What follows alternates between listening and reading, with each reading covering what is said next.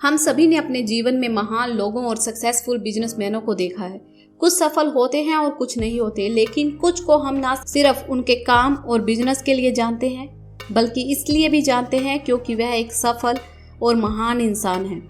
यूँ तो हर साल बहुत से बिजनेस ओपन होते हैं और फेल होते हैं, पर जो सफल होते हैं उनकी सफलता के पीछे कुछ कारण होता है, और वो कारण होता है हार ना मानने का, असफलताओं को स्वीकार करने का और उनसे कुछ सीखने का। और मुझे अगर एक ऐसे ही व्यक्ति का उदाहरण देना हो तो वह व्यक्ति है रतन टाटा। रतन टाटा को हम में से बहुत से लोग जानते हैं, लेकिन क्या आपको रतन टाटा की पूरी कहानी पता है? अगर नहीं तो आज की वीडियो में हमारे साथ बने रहें, क्योंकि आज हम आपको रतन टाटा के बारे में ऐसी बातें बताने वाले हैं जो ये साबित कर देंगी कि वाकई में ही रतन टाटा इंडिया के असली रतन हैं। स्वागत है आपका अनस्टॉपेबल इन्फो पर। हमारे साथ बने रहिए वीडियो के एंड तक। रतन टाटा का जन्म 28 दिसंबर 1937 में पिता नवल टाटा और माता सोनी टाटा के घर हुआ। रतन टाटा के पिता नवल टाटा जमशेदजी टाटा की गोद ली संतान थी। रतन टाटा उन्हीं जमशेदजी टाटा के पड़पोते हैं जिन्होंने टाटा ग्रुप की स्थापना की थी।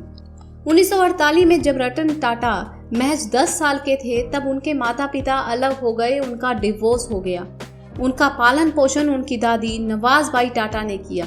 Sir Ratan Tata Cornell university USA और हार्वर्ड यूनिवर्सिटी यूएसए में अपना मैनेजमेंट कोर्स कंप्लीट कर अमेरिका से इंडिया लौट आए, और जब वो इंडिया लौटे तब उन्होंने अपनी पहली नौकरी टाटा स्टील कंपनी में शुरू की, जो कि जमशेदपुर में है। इन्होंने अपनी लीडरशिप और चेयरमैन के दौरान कंपनी को नई ऊंचाइयों और बुलंदियों पर पहुंचाया और उन्हें इंटरनेशनल नाम भी दिलवाया। इनकी लीडरशिप के दौरान कंपनी का रिवेन्यू, टाटा ग्रुप का रिवेन्यू 40 गुना तक बढ़ा और प्रॉफिट 50 गुना बढ़ा। जो कंपनी 1991 में सिर्फ $5.7 बिलियन की थी, वह कंपनी आज $148 बिलियन की है। रतन टाटा ने टीसीएस कंपनी को इतना बड़ा कर दिया कि पूरा पाकिस्तान का शेयर मार्केट एक तरफ और टीसीएस का रिवेन्यू एंड प्रॉफिट एक तरफ। हमारे देश में पूरी जीडीपी का 4% अकेला टीसीएस ग्रुप कंपनी कंट्रीब्यूट करता है। इसका मतलब ये हुआ कि 50,000 करोड़ के आसपास का टैक्स हर साल ये सरकार को देते हैं, और ये टैक्स लगभग असम, गोवा, उड़ीसा और हिमाचल प्रदेश को मिलाकर भी नहीं बनता। मतलब जितना टैक्स अकेला टीसीएस कंपनी देती है अकेली, उसके बराबर का टैक्स असम, गोवा, हिमाचल प्रदेश और उड़ीसा मिलकर देता है। एक ऐसा किस्सा जो आप सब जानना चाहते होंगे कि रतन टाटा की अभी तक शादी क्यों नहीं हुई। क्या उन्हें कभी कोई लड़की नहीं मिली या वो शादी करना ही नहीं चाहते थे? पर ऐसा नहीं था। कुछ वजहों की वजह से उनकी शादी नहीं हो पाई।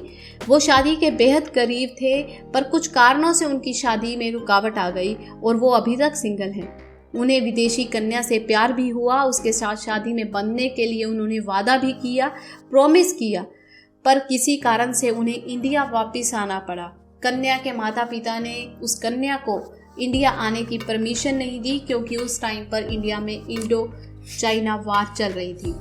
रतन टाटा उस लड़की का इंतजार करते रहे, अपनी गर्लफ्रेंड का इंतजार करते रहे कि वे आएगी, उसे अपनी दादी से मिलाएंगे और उससे शादी करेंगे। पर ऐसा ना हो सका, क्योंकि उस लड़की के पिता ने उसकी शादी कहीं और कर दी, और यह सुनकर रतन टाटा को बहुत दुख लगा और आजीवन शादी ना करने का फैसला कर लिया।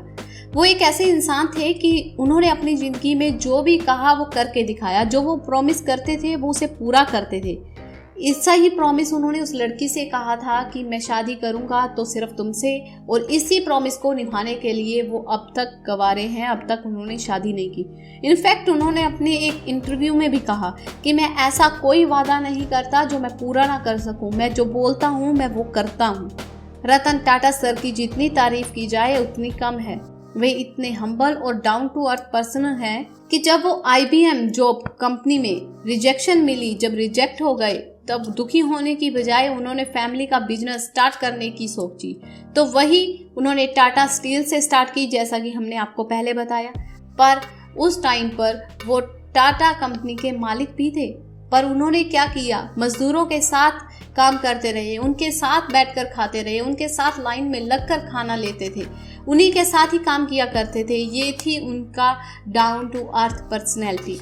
इसीलिए तो उन्हें एक इंडस्ट्रियलिस्ट, एक इन्वेस्टर, एक ट्रेंड पायलट, पद्मश्री और पद्म विभूषण, पता नहीं कितनी उपाधियां मिली हुई हैं। इनफैक्ट लंदन में उन्हें सर की उपाधि भी मिली, जैसे कि रतन टाटा सर। काम करते करते, चैंपियन बनते बनते उन्होंने कुछ ऐसे हिस्टोरिकल मर्ज भी किए, ऐसे कोलैबोरेशन भी किए जिन्होंने टाटा कंपनी को इतना बड़ा कर दिया कि आज उनके पास 150 से भी ज़्यादा कंपनियां हैं। जैसा कि टाटा मोटर्स के साथ land rover Jaguar, Tata T के साथ टेटली, टाटा स्टील के साथ कोरस। रतन टाटा अपने प्रोमिसेस को लेकर इतने पक्के थे कि वो जो वादा करते थे उसे जरूर पूरा करते थे, और इसी का एक उदाहरण हमें टाटा नैनो कार के रूप में देखने को मिला। उन्होंने प्रॉमिस किया था कि वे इंडिया की सबसे चीपेस्ट कार और सबसे सस्ती कार, जो कि रुपए 1 लाख में एक आम इंसान भी खरीद सकेगा, उसे लॉन्च करेंगे, और उन्होंने ये कर दिखाया। 2009 में उन्होंने टाटा नैनो कार को लॉन्च किया, जो एक आम इंसान की बजट में थी। ना एक अच्छा बिजनेसमैन होने के साथ साथ वो एक अच्छे इंसान भी हैं, एक अच्छे लीडर भी हैं।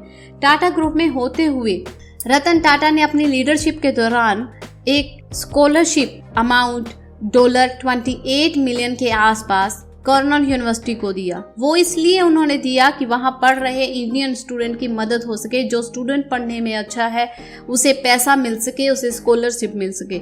इसके अलावा क्या आपको पता है कि रतन टाटा को प्लेन उड़ाना भी बेहद पसंद है, और वह एक ट्रेंड और स्किल्ड पायलट भी हैं। रतन टाटा 2007 में F-16 फैल्कन उड़ाने वाले पहले भारतीय हैं। जमशेदजी टाटा के टाइम से ही मुंबई हाउस के हेडक्वार्टर में बारिश के दौरान आवारा कुत्तों के अंदर जाने की परंपरा तो थी ही। जब इस वेयर हाउस को रिनोवेट किया गया तब उस आवारा कुत्तों को आने के लिए एक स्पेशल कैनल भी बनाया गया, जिसमें सारी सुविधाएं मौजूद थी। इसी परंपरा को जारी रखते हुए रतन टाटा को भी कुत्तों से बेहद लगाव है, और उनके पास भी 2 पालतू कुत्ते हैं जिनका नाम टीटू एंड मैक्सिमस है, और उन्हें बेहद प्यार करते हैं। जैसा कि हमने आपको पहले ही वीडियो में बताया है कि रतन टाटा ने एजुकेशन हार्वर्ड बिजनेस स्कूल से की है, जो कि यूएसए में है।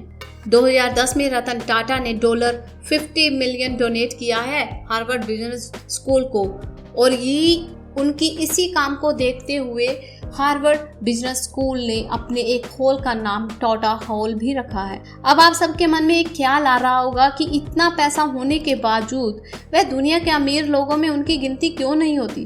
तो हम आपको बता दें कि वह अपने रेवेन्यू का 65%, जी हाँ 65% वो चैरिटी देते हैं, और यही कारण है कि उनका ज़्यादातर कंट्रीब्यूशन हेल्थ सुविधाओं, एजुकेशन सुविधाओं, मेडिकल, स्पोर्ट और एजुकेशन से रिलेटेड होता है। सिर्फ दान देना ही उनकी खासियत नहीं है, बल्कि वो अपने एम्प्लॉयज़ का भी उतना ही ध्यान रखते हैं। इसीलिए तो उन्होंने अपने काम करने वाले वर्करों के लिए modern pension scheme, travelling allowance, maternity leaves and medical facilities, ऐसी बहुत सी सुविधाएं, मिड डे मील, ऐसी बहुत सी फैसिलिटीज़ उन्हें दी हुई हैं। और यह तो आपको पता ही है कि जब 26/11 का अटैक हुआ था, 26 नवंबर को ताज होटल में अटैक हुआ था, तब काम कर रहे जितना भी स्टाफ था उसे कंपनसेट किया था, और उन्हें कंपनसेट करना बनता भी था क्योंकि वो टाटा ग्रुप में काम कर रहे थे ताज होटल में। तो ये तो मान लिया कि उन्होंने अपने स्टाफ को कंपनसेट किया क्योंकि वो उनके लिए काम कर रहे थे, पर क्या आपको पता है कि जो पुलिस स्टेशन उनके पास पड़ता था, जो रेलवे स्टेशन उनके पास पड़ता था, जो ठेले वाला उनके ताज होटल के सामने था, जिनको नुकसान हुआ उस टाइम हमले से, उन सबको टाटा ग्रुप ने कंपनसेट किया। उन सबको एक अमाउंट दी गई, एक अच्छी खासी अमाउंट दी गई कंपनसेट के रूप में। सो वीडियो आपको कैसी लगी हमें जरूर कमेंट सेक्शन में बताइएगा। रतन टाटा दुनिया के अमीर लोगों में चाहे ही ना हो, पर उनकी दरिया दिली, उनकी ये काबिलियत, उनकी ये सफलता दिलों पर राज करती है, लोगों के दिलों को जीतती है, और वो अमीर हैं दिल से अमीर है। रतन टाटा एक ऐसा इंसान है जो अमीर है दिल से। उसके पास पैसा है, बेशुमार पैसा है, पर वो पैसे का सही उपयोग करते हैं। अब रतन टाटा के बारे में आपकी क्या सोच थी, और ये वीडियो देखने के बाद आपकी सोच क्या है, हमें ज़रूर बताइएगा कमेंट सेक्शन के साथ। और आपको ये वीडियो कैसी लगी? वीडियो अच्छी लगी तो लाइक शेयर जरूर कर दीजिए, चैनल को सब्सक्राइब कर लीजिए अगर अभी तक नहीं किया, और बेल आइकन को प्रेस कर लीजिए।